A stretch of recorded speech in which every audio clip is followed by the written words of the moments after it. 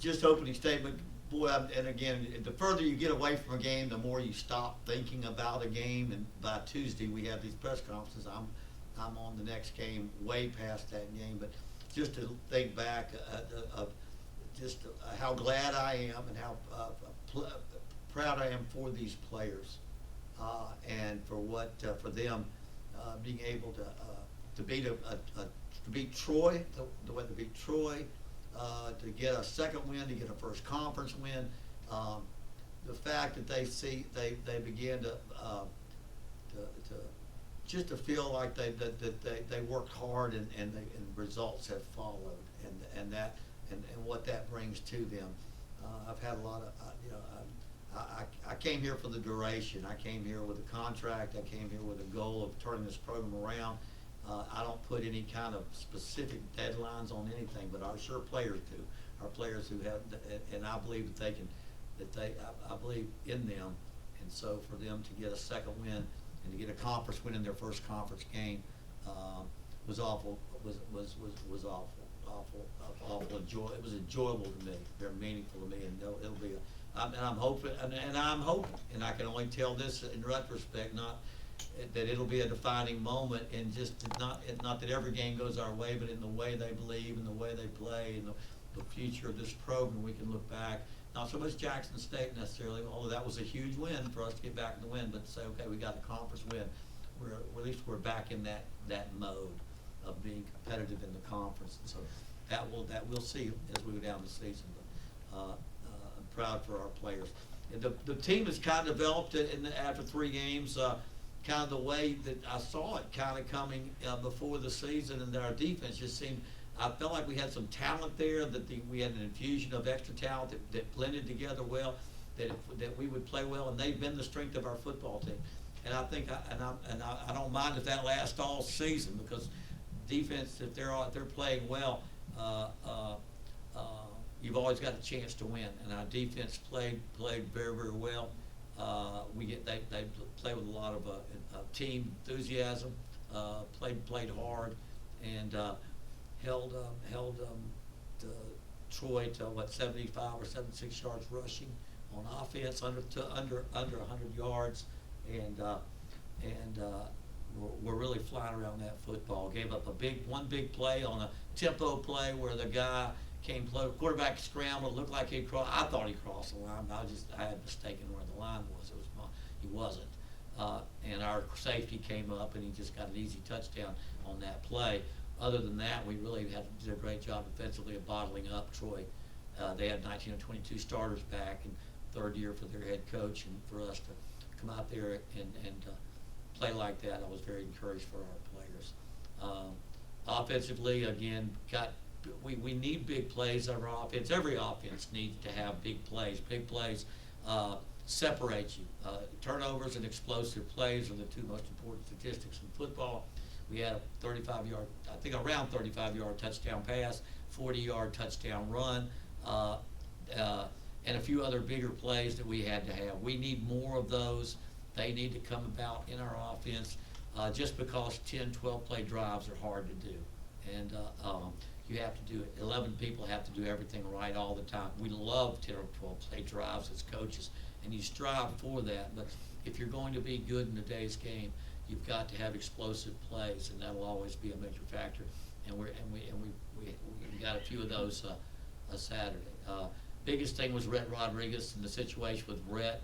He will be out for this game, and we don't know much further than that. And we do feel like that after the game, many of y'all that were here, he finished the game. He did the post-game press conference for the players, but he was wheezing a little bit, had a trouble speaking clearly, I think, and our trainer was concerned. And again, as they went to the doctors, they felt that he had partially collapsed lung, which means he's losing some air.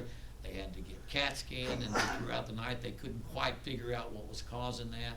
And I don't want to get technical here, other than the fact that they wanted to put a tube down his throat to make sure he had ventilation, and on a ventilator so he would have air in case something happened or they found something. They ended up not finding anything that would, an emergency situation, but that was always a scare when that happens. But I think they were able to identify the concern The jarring of several tackles caused his lung to lose air, and they've been able to get that under control. They've taken the ventilator off and they aired the tube out, and indications are he's expected to be out tomorrow.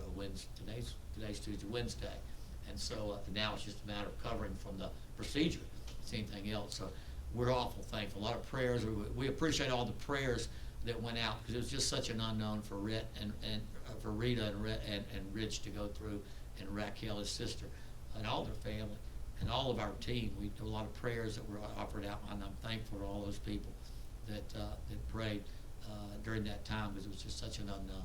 And so now he'll be mending. We don't have a date. We don't have a timeline on that, because we're not quite sure that I've ever even had an injury like that, because it wasn't. I've had players with a cracked rib and a punctured lung. This wasn't a punctured lung. There was the air seepage of some type from a collision that happened, and so I think the doctor explained it as being much more like what he sees in car wrecks, where there's just a jarring tackle and you get the air knocked out, but it's bigger than that. And he got that. It was more along those lines. But anyway, that being said, we step up with Chandler Rogers and Colby Suits, who played. Will be stepping up in that capacity. I think Chandler will be number one. Even Rich has been out for the last couple of days. We start practice today, but I'm gonna go out on a limb and say Chandler would be number one and Colby number two. But they will get the same amount of work, and it'll be very much the same type of skill set and things that we do. As we utilize our quarterbacks in those capacities, and we can see other quarterbacks too. We're continuing to. We made a lot of progress offensively. I think if we hadn't selling the ball at the end, we'd have probably got over 300 yards, which that's the next step for us as far offensively. Rushed for over 100 yards. Had a back. Andrew Henry had 109 yards rushing, 40-yard run. That was big. Our running game. Chandler Rogers brought some running attack there. We hit some big plays in the passing game. And so we just I think one, we got to continue to improve offensively, and two, we will continue to improve offensively, because we're finding ourselves, and I think that's kind of every week it gets a little bit more here, more there, and so we had Zach Jackson as our wide receiver, that had a great day and had a big touchdown pass and 6 catches, I think, for 80 yards. And that was important too. So a kicking game, our kicker 2 for 2 on field goals. Our punter averaged 45 yards. We had coverage. Kicking game was solid. We'll be tested always in that, and so I was pleased with that. And so overall, that had one turnover. We hadn't had turnover first 2 games, but we didn't lose the turnover battle. They also had turnover, and so we had one as well. And it was not it was a young guy handing off and not being experienced enough. Excuse me.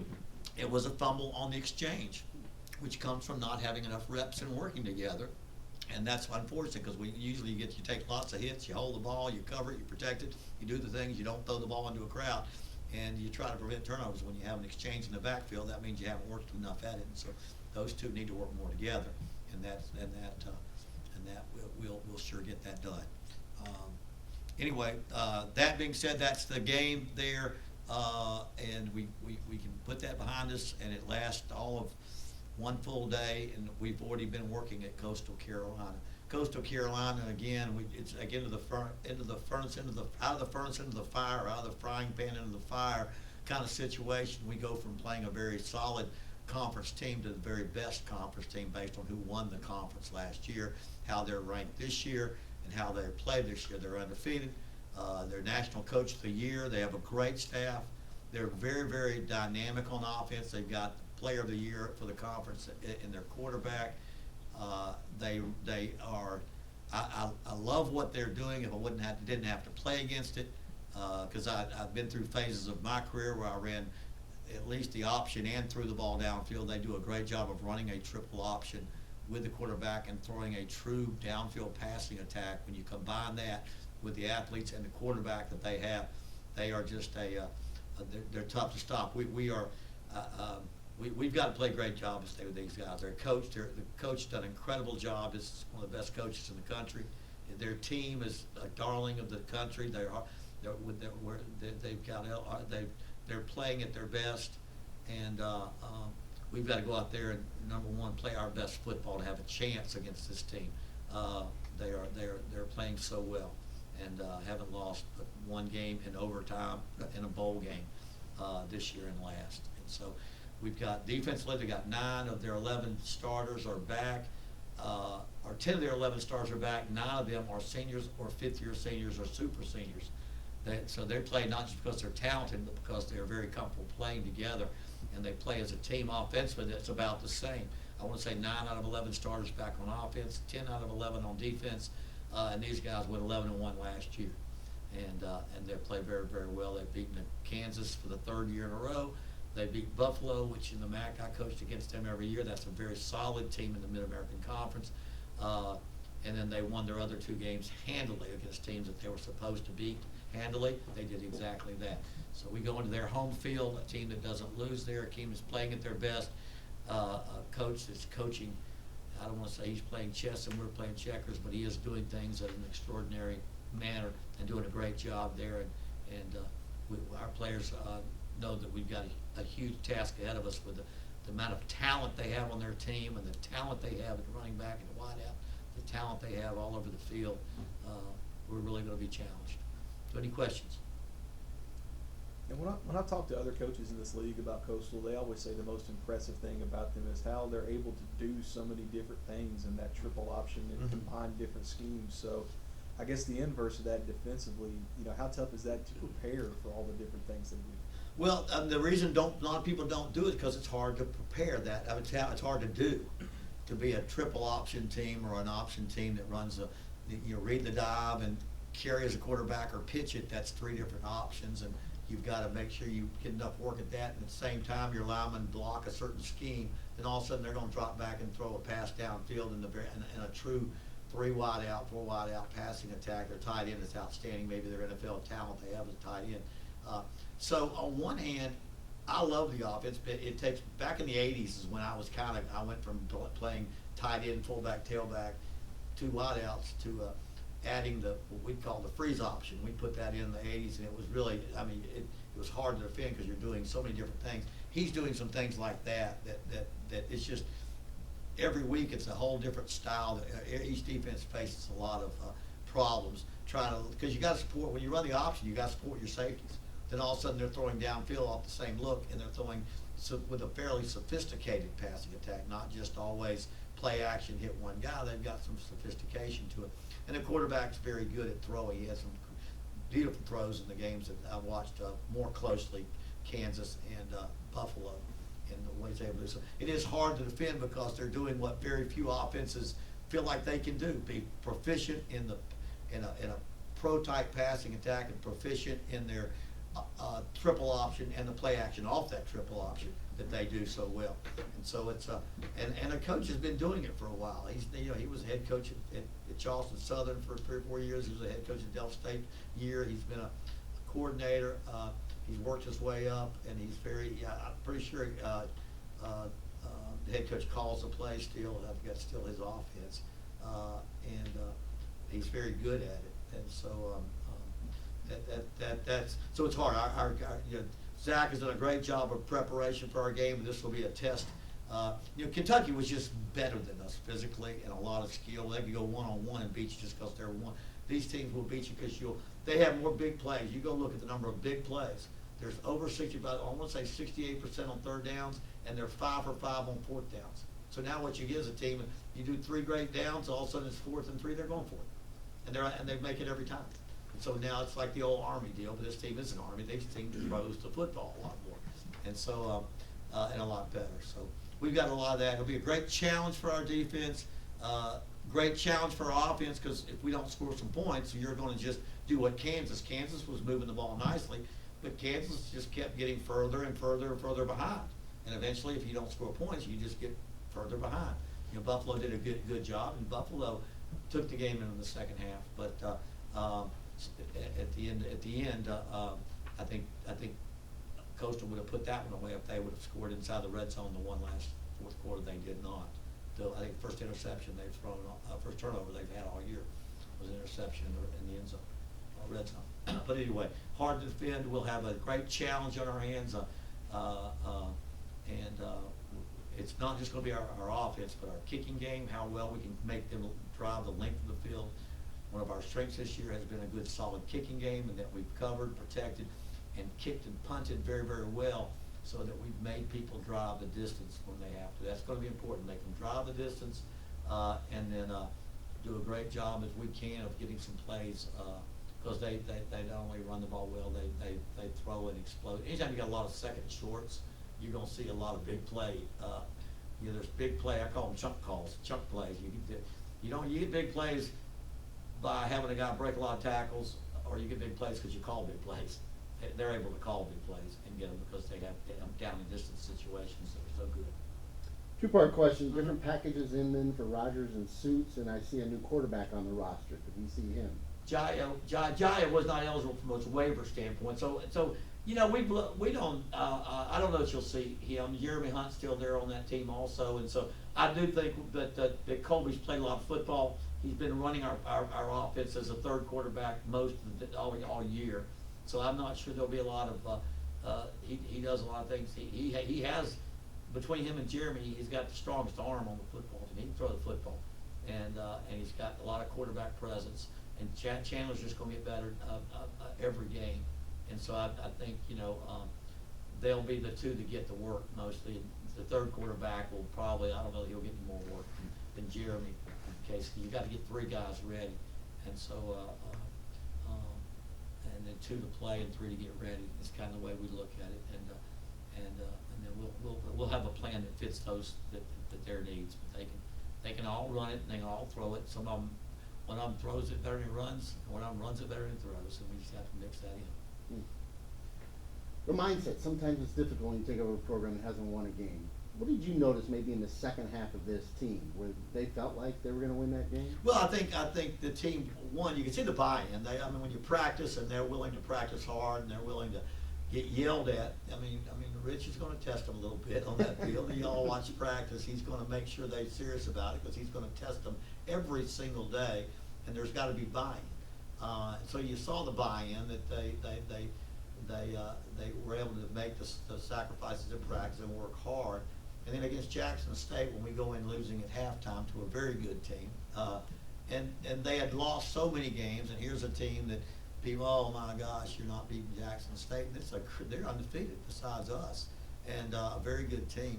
I think I began to see the fact that, even Kentucky, we came out mentally just so excited about playing. They beat us around the field for about three quarters, and we came back and scored again at the end, just wanting to continue to play hard, and so. But I think against Troy, when you knew they had the ability at any point to come back and get a win out of that game,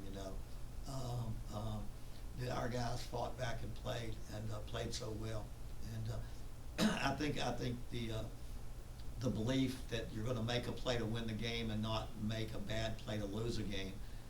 When Kez Williams made that interception for the touchdown, when they had the safety in the end zone, when we had the drive, the big touchdown, 4th and 1 to make that score, that kicked us back ahead by 10. You're seeing it. I think the buy-in early and then having some success. You have to have a win. You can talk about it all you want to, but until they go out and play hard and they actually come off the field with a win, you can't totally buy in. And then when you come off against a team like Troy, it solidifies that with you. Now, unfortunately, we go from Troy, which is maybe a mid-the-pack team, to the very best team, at least from a standpoint of winning it last year, everybody back. America's darling team, ranked as high as the top 10 maybe last year, some, and they're 15 now or so, right around that top 12 to 15 mark right now.